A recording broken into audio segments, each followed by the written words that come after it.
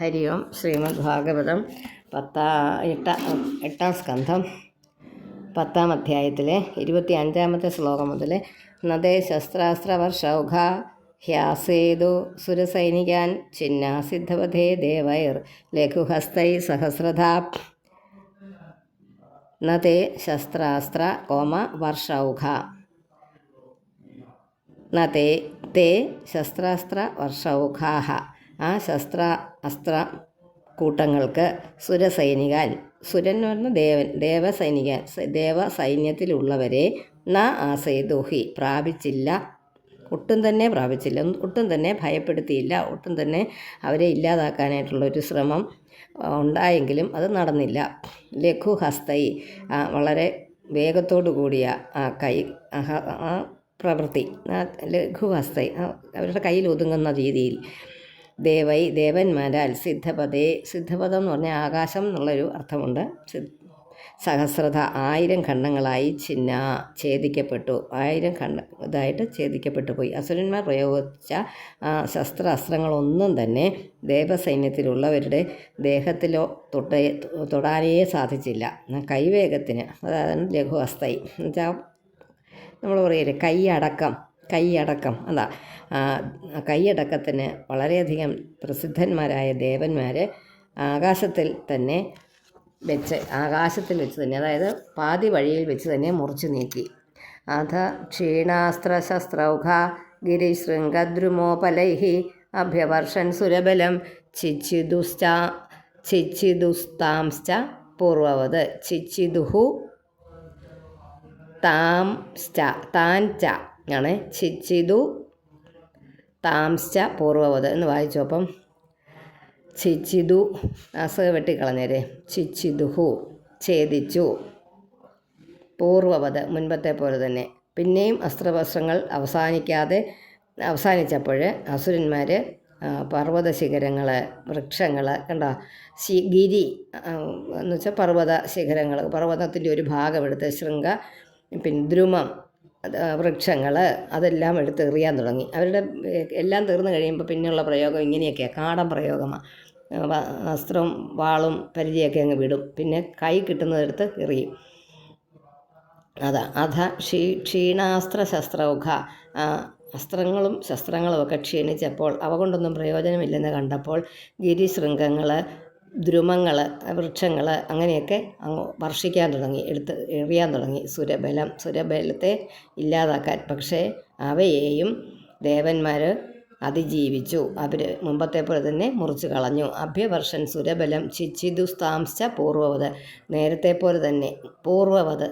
പോലെ തന്നെ അവരത് ഖണ്ഡിച്ചു കളഞ്ഞു. താനക്ഷതാൻ സ്വസ്തി മതോ നിശാമ്യ ശസ്ത്രാസ്ത്രഭോഗൈരഥ വൃത്രനാഥാഹ ദ്രുമൈർദൃഷദ്ഭിർവിവിധാദ്രിശൃംഗൈഃ വിവിധാ അദ്രിശൃംഗൈഃ ശൃംഗൈഃ എന്ന് 2 കുത്തിടുക. എന്നിട്ട് അവിക്ഷതാൻ തത്രയാണ്. ആരാ വെട്ടിയിട്ട് അവിക്ഷതാൻ തത്ര, പിന്നെ കോമ ഇടുക. സുർ ഇന്ദ്രസൈനികാൻ ഇന്ദ്രൻ്റെ സൈനികരെ എന്നാണ്.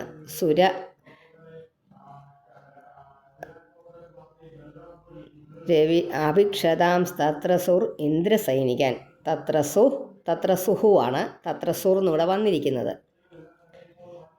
അഭിക്ഷതാം തത്രസുർ അല്ലെങ്കിൽ സുഹു, അഭിക്ഷതാൻ തത്രസുഹു ഇന്ദ്രസൈനികാൻ എപ്പോഴും കേൾക്കണം വായിക്കുമ്പോൾ. അഭിക്ഷതാം തത്രസുർ ഇന്ദ്രസൈനികാൻ.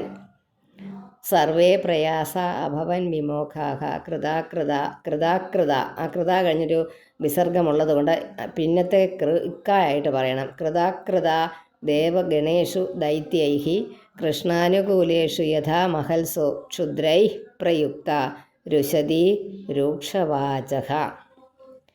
ഈ അസ്ത്രങ്ങളുടെയൊക്കെ കൂട്ടങ്ങളാൽ അക്ഷതാൻ മുറിപ്പെടാത്തവരും സ്വസ്ഥതയോടു കൂടിയവരും വൃക്ഷങ്ങളാലും കല്ലുകളാലും അതുപോലെ തന്നെ പർവ്വത ശിഖരങ്ങളാൽ വിവിധ അദ്രിശൃംഗൈ അതുകൊണ്ടൊന്നും മുറിയേൽക്കപ്പെടാത്തവരുമായ താൻ ഇന്ദ്രസൈനികാൻ ആ സുരേന്ദ്രൻ എന്ന് പറഞ്ഞാൽ ഇന്ദ്രൻ, സുരന്മാരുടെ ഇന്ദ്രൻ, ആ ഇന്ദ്രസേനാനാഥന്മാരെ കണ്ടിട്ട് വൃത്രനാകുന്ന നാഥനോട് കൂടിയവർ തത്രസോ ഭയപ്പെട്ടു.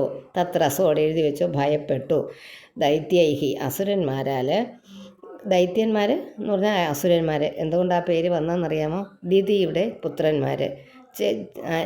ചേച്ചിയാണ് ദിതി, അതിഥി അനിയത്തിയുടെ മക്കൾ ദേവന്മാരും ദിതിയുടെ പുത്രന്മാർ അസുരന്മാരും. രണ്ടുപേരുടെയും അച്ഛൻ കശ്യപൻ. അപ്പോൾ അച്ഛനല്ല, അത് വീണ്ടും വീണ്ടും തെളിയിക്കുകയാണ്.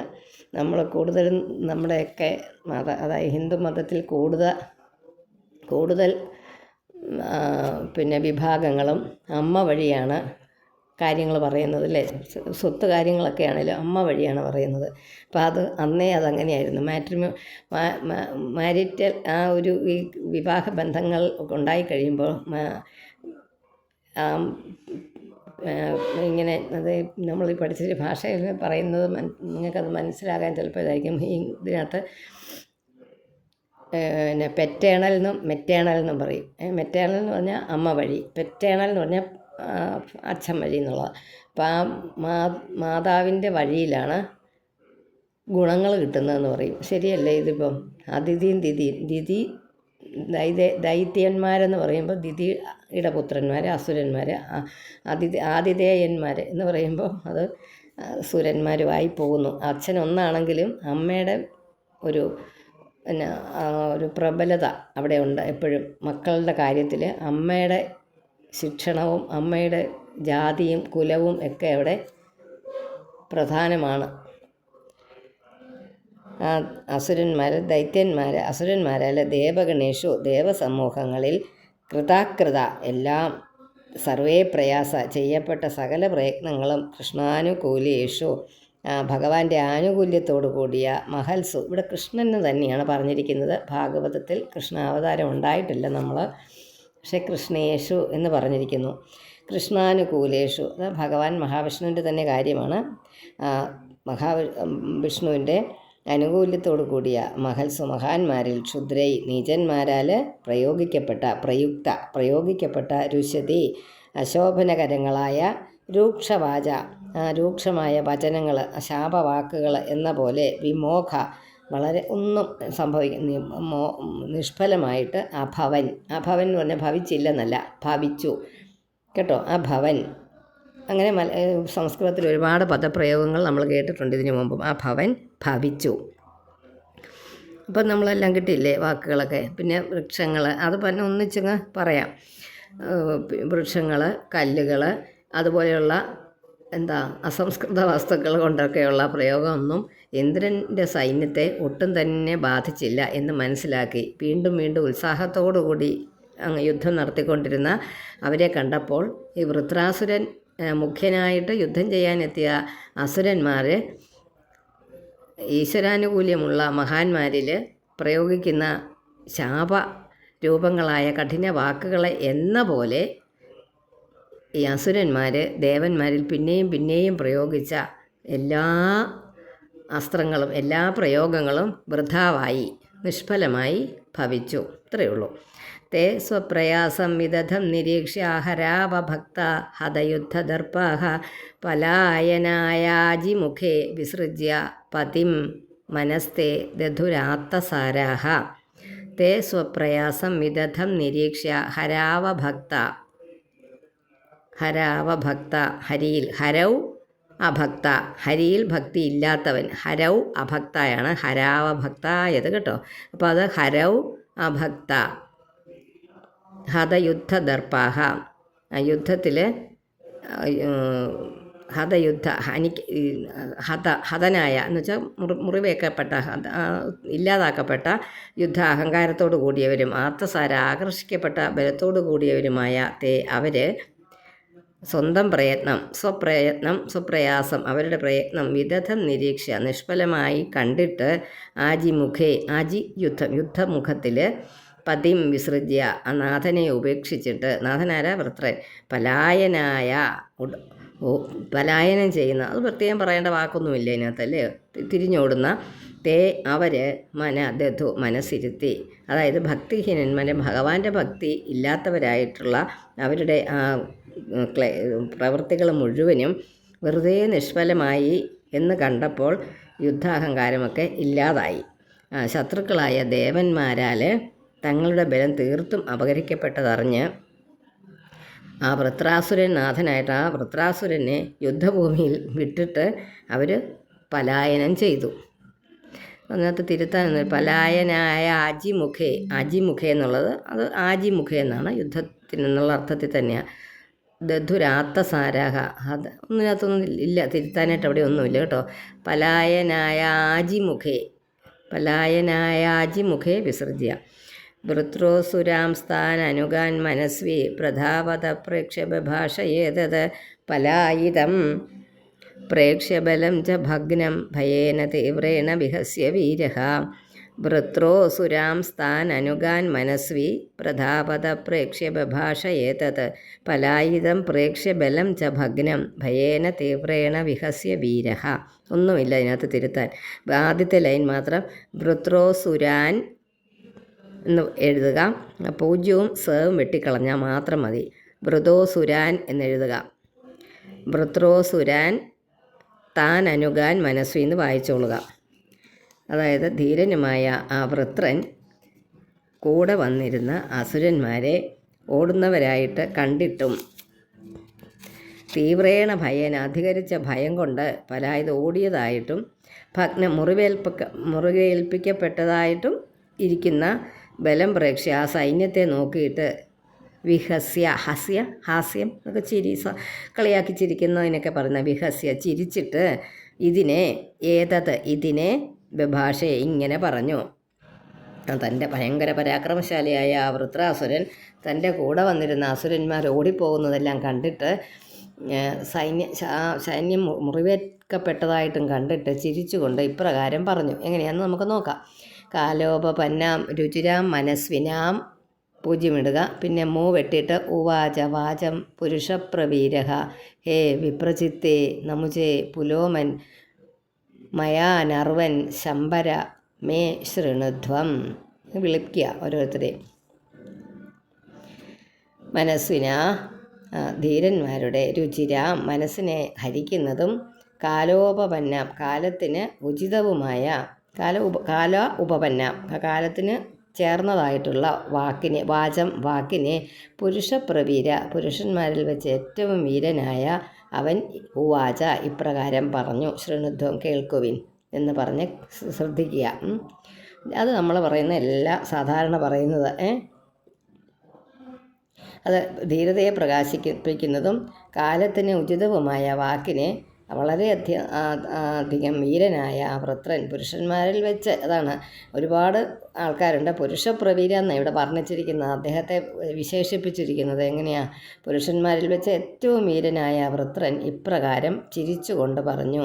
ഹേ വിപ്രചിത്തേ നമുജേ പുലോമൻ മയാ അനർവൻ ശംബര, നിങ്ങൾ ഞാൻ പറയുന്നത് വളരെ ശ്രദ്ധാപൂർവം മനസ്സ് വെച്ച് കേൾക്കുക. അതാണ് ഇതെല്ലാവരും കേൾക്കേണ്ട. ജാതസ്യ മൃത്യുർ ധ്രുവയേഷ സർവതഃ പ്രതിക്രിയ യസ്യ ന ചേഹ ക്ലിപ്ത ലോകോ യശശ്ചാഥ തതോ യതി ഹ്യമും കോ നാമ മൃത്യും ന വൃണീത യുക്തം. ജാതസ്യ മൃത്യുർധ്രുവ ഏഷ സർവതഃ. ജാതസ്യ ജനിച്ചവന് ഏഷ മൃത്യു ഈ മരണം, മൃത്യു ഈ മരണം, ഈ മരണം ധ്രുവ തീരുമാനിച്ചതാണ്, തീർച്ചയായിട്ടും ഉണ്ടാകുന്നതാണ്. യസ്യ യാതൊന്നിന് ഇഹ ചേഹ ച ഇഹ, അതാണ് ഇഹ ഈ സംസാരത്തിൽ, ഇവിടെ ഈ ലോകത്തിൽ പ്രതിക്രിയ പ്രതിവിധി ന ച ക്ലിപ്ത തീരുമാനിക്കപ്പെട്ടിട്ടില്ല. ക്ലിപ്തം ആയിട്ട് ഒന്നും പറഞ്ഞിട്ടില്ല. ഈ മരണം ഉണ്ടെന്നുള്ളതല്ലാതെ ഇത് ക്ലിപ്തമായിട്ട് പറഞ്ഞിട്ടില്ല.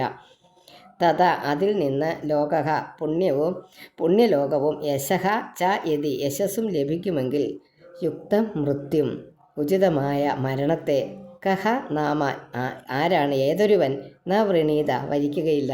അത് ഏറ്റവും നല്ലതായിട്ട് പെട്ടെന്ന് തന്നെ സ്വീകരിക്കാം. യാതസ്യ ഹി ധ്രുവോർ മൃത്യും ധ്രുവസ്യ, അത് പറയുന്നുണ്ടല്ലോ ഗീതയ്ക്കകത്ത്. അത് തന്നെ വീണ്ടും ആവർത്തിക്കുക.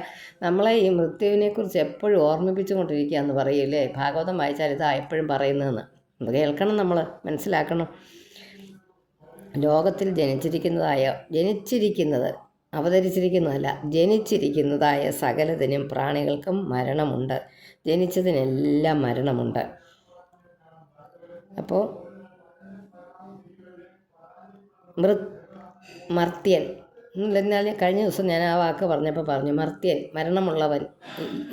ഇതിനനുസരിച്ച് ശരീരത്തിന് നാശമുണ്ടാകുന്നവൻ എന്നാണ് മർത്യൻ എന്നുള്ളതിൻ്റെ അർത്ഥം തന്നെ. ഈ ലോകത്തിൽ ജനിച്ചിരിക്കുന്ന എല്ലാ പ്രാണികൾക്കും മരണമുണ്ട് എന്നുള്ളത് തീരുമാനിക്കപ്പെട്ട കാര്യമാണ്. ഇതിൽ നിന്ന് മാറി നിൽക്കാനായിട്ട് ഒരു മാർഗവും ഈശ്വരനാൽ നിശ്ചയിക്കപ്പെട്ടിട്ടില്ല ഇന്ന് വരെ. എന്നാൽ ആ മരണനിമിത്തം പുണ്യലോകം കിട്ടുമെങ്കിൽ, ആ ലോകത്തിൽ കീർത്തി ഉണ്ടാകുകയും ചെയ്യുമെങ്കിൽ, സമുചിതമായ ആ മരണത്തെ ആരാണ് സ്വീകരിക്കാത്തത്? സ്വീകരിക്കയില്ലേ? വൃത്രനിവിടെ പറയുന്നത് നേരെ നമുക്കൊരു ഈ നാരായണ കവച മന്ത്രം ജപിച്ച് കൊണ്ടുവന്ന ഈ വാളുമൊക്കെ ആയിട്ട് നിൽക്കുന്ന ഇന്ദ്രനോട് തോറ്റും മരിക്കുകയാണെങ്കിലും കുഴപ്പമില്ല എന്നാണ് പറഞ്ഞു വന്നത്. ദ്വാവു സമ്മതാവിഹ മൃത്യു ദുരാപൗ, മൃത്യു എന്ന് നീട്ടുണ്ട് കേട്ടോ. ദ്വാവു സമ്മതൗ ഇഹ സമ്മതാവിഹ എന്ന് പറഞ്ഞതേ. ദൗ സമ്മതാവിഹ മൃത്യു ദുരാപൗ, മൃത്യു എന്നുള്ളതിന് നീട്ടുണ്ട്. അതവിടെ ചെറിയൊരു പേന കൊണ്ട് പെൻസിൽ കൊണ്ട് അതിൻ്റെ അടിയിൽ ആ മൃത്യു എന്നുള്ളിടത്തൊന്ന് വരച്ച് വെച്ചോ. മൃത്യു നീട്ടുണ്ട്. മൃത്യു ദുരാപൗ എന്നല്ല, മൃത്യു ദുരാപൗ. യത് ബ്രഹ്മസന്ധാരണയാ ജിതാസുഹോ കളേബരം, ബായാണെങ്കിലും ശരിയാ വായാണെങ്കിലും ശരിയാ. കളേബരം യോഗരഥോ വിജഹ്യാത് യദഗ്രണീർ വീരശയേനിവൃത്തഃ. യദഗ്രണീർ വീരശയേനിവൃത്തഃ. യോഗതത്പരനും ജിതാസോ പ്രാണവായുക്കളെ കീഴടക്കിയവനുമായ ബ്രഹ്മസന്ധാരണയ, ബ്രഹ്മത്തെ മനസ്സിലാക്കിക്കൊണ്ട് കളേബരം ശരീരത്തെ വിജഹ്യാതെ ഉപേക്ഷിക്കണം. വീരശയേ, യുദ്ധത്തിൽ വീരശയം എന്ന് പറഞ്ഞാൽ വീരശയം യുദ്ധത്തിൽ മരിക്കുന്നവന് ഉള്ള പേരാണ്. അനിവൃത്ത പിന്തിരിയാത്തവനും, അഗ്രണി മുന്നിൽ നിൽക്കുന്നവനും. അതായത് ശരീരത്തെ ഉപേക്ഷിക്കണം എങ്ങനെയെങ്കിലും. വീരമൃത്യു കിട്ടണമെങ്കിൽ അതങ്ങനെ വേണം.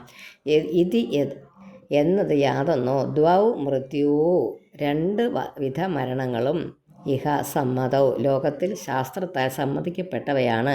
ദുരാപൗ, ലഭിക്കാൻ പ്രയാസവുമുള്ളവയാണ്. അല്ലെ, യുദ്ധം ചെയ്യാൻ ഒരു അവസരം കിട്ടിയാലല്ലേ യുദ്ധം ചെയ്യാൻ പറ്റുമോ? അതുകൊണ്ട് തന്നെ അത് ലഭിക്കാൻ പ്രയാസമുള്ളവയുമാണ്. ജനിച്ചാൽ രണ്ട് വിധത്തിൽ ശരീരത്തെ ഉപേക്ഷിക്കുന്നത് ശ്രേയസ്കരമാണെന്നാണ് ശാസ്ത്രത്തിൽ നിന്ന് ധരിക്കാൻ. അഷ്ടാംഗയോഗം അഭ്യസിച്ച് ഈ പ്രാണവായുക്കളെയൊക്കെ സ്വാധീനപ്പെടുത്തി ബ്രഹ്മത്തെ ധ്യാനിച്ചുകൊണ്ട് ശരീരം ഉപേക്ഷിക്കുന്നത് ഒരു വിധം മരണം. നമ്മുടെ ദധീജി മഹർഷിയൊക്കെ അങ്ങനെ മരിച്ചു. അതിൽ നിന്ന് കിട്ടിയ ആസ്തി കൊണ്ടാണല്ലോ ഇദ്ദേഹം വജ്രായുധം ഉണ്ടാക്കിയത് ഇന്ദ്രൻ. ആ കാര്യം ഒന്ന് സ്മരിക്കുന്നത് പോലെ നമുക്ക് തോന്നും ഇതിനകത്ത് പറയുമ്പം. യുദ്ധഭൂമിയിൽ പ്രവേശിച്ച് ശത്രുവിനോട് എതിർത്ത് പിന്തിരിയാതെ ശരീരത്തെ വിട്ടുകൊടുക്കുന്നത്, ശത്രുവിന് വിട്ടുകൊടുത്ത് മരണം സ്വീകരിക്കുന്നത്, അത് ഒരു വീരമൃത്യുവായിട്ട് കരുതുന്നു. ഇത് രണ്ടും ശ്രേഷ്ഠം ആണ്, പക്ഷേ ലഭിക്കാൻ രണ്ടും പ്രയാസവുമാണ്. അപ്പം എളുപ്പമല്ലേ മനസ്സിലാക്കാൻ. ദ്വൗ സമ്മതൗ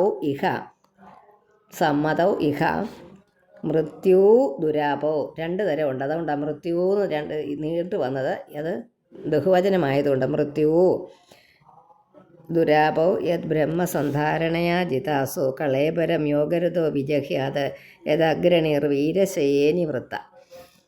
അതുകൊണ്ട് അതുപോലെ തന്നെ ആ ശ്ലോകത്തിൻ്റെ അർത്ഥം ഭഗവത്ഗീതയിലും പറഞ്ഞിട്ടുണ്ട്. വാ വിമൗ പുരുഷൗ ലോകേ സൂര്യമണ്ഡല ഭേദിനോ പര്യവ്രാട് യോഗയുക്തശ്ചാരണേ ചാഭിമുഖോ ഹതഃ എന്നൊരു ഇതിനകത്ത് പറയുന്നുമുണ്ട്. ആ വൃത്രാസുരൻ ആ ഒരു കാര്യമാണ് ഇവിടെ പ്രത്യേകിച്ച് പറഞ്ഞത്. ഈ ലോകത്തിൽ ജനിച്ചാൽ ശരീരത്തെ രണ്ട് വിധം ഉപേക്ഷിക്കാം. അത് ശത്രുവിനെ എതിർത്ത് സ്വന്തമായി മരണത്തിന് വിട്ടുകൊടുക്കുക ശരീരത്തെ. അതിന് അങ്ങനെ വീരമൃത്യു, അതാണ് ദുര്യോധനനെയൊക്കെ സ്വർഗത്തിലിരിക്കുന്നതായിട്ട് കണ്ടെന്ന് പറയുന്നത്. ഈ രണ്ട് തരക്കാർ സൂര്യമണ്ഡലത്തെ ഭേദിച്ച് സദ്ഗതി പ്രാപിക്കുന്നവരാണെന്ന്. എന്നുവെച്ചാൽ ബ്രഹ്മത്തെ ധ്യാനിച്ച് ആ ബ്രഹ്മത്തിൽ ലയിച്ച് ചേരുക എന്നുള്ളൊരു വളരെ അഷ്ടാംഗയോഗമൊക്കെ സിദ്ധിച്ചവർക്ക് കുണ്ടലിനി ശക്തിയൊക്കെ ഉദ്ദീപിപ്പിച്ച് കുറേശ്ശെ അത് മുകളിലോട്ട് കൊണ്ടുവന്ന് നമ്മുടെ തലയുടെ ഊർധ്വഭാഗത്തിൽ നിന്ന് ആ വായുവിനെ, നമ്മുടെ ശരീരത്തിലുള്ള ജീവൻ എന്ന് പറയുന്ന ആ വായുവിനെ പുറത്തോട്ട് വിടുന്നത് വളരെ ശ്രേഷ്ഠമായ മരണമാണ്. അതുപോലെ തന്നെ യുദ്ധത്തിൽ വീരമൃത്യു മരിക്കുന്നതും വളരെ ശ്രേഷ്ഠമാണെന്ന് പറഞ്ഞു വയ്ക്കുന്നു. സ്മൃതിയുടെ സ്മൃതിയിലാണ് ഈ ഇത് പറഞ്ഞിരിക്കുന്നത്. ദ്വാവിമോ പുരുഷ, അതങ്ങനെ മറ്റേതിനകത്തുണ്ട്, ഭഗവത്ഗീതയ്ക്കകത്തുണ്ട്. ഇതല്ലാത്തൊരു ശ്ലോകമാണ്. ദ്വാവിമോ പുരുഷോ ലോകെ, അത് സ്മൃതി എന്ന് പറയുന്നൊരിതുണ്ട്, നമ്മുടെ സ്മൃതി മനുസ്മൃതിയൊക്കെ ഇല്ലേ, അതിനകത്ത് പറയുന്നതാണ്.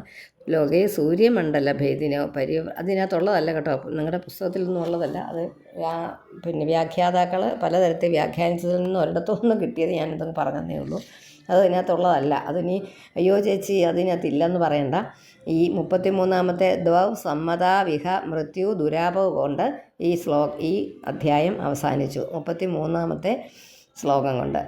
ഓം ഓം ശ്രീകൃഷ്ണാർപ്പണമസ്തു. ഇത് ശ്രീമദ്ഭാഗവതേ മഹാപുരാണേ ഷഷ്ഠസ്കന്ധേ രൂപനിരൂപണപ്രകരണേ വൃത്രധൈര്യനിരൂപണം നാമ 10-മോऽധ്യായः. ഓം നമോ ഭഗവതേ വാസുദേവായ.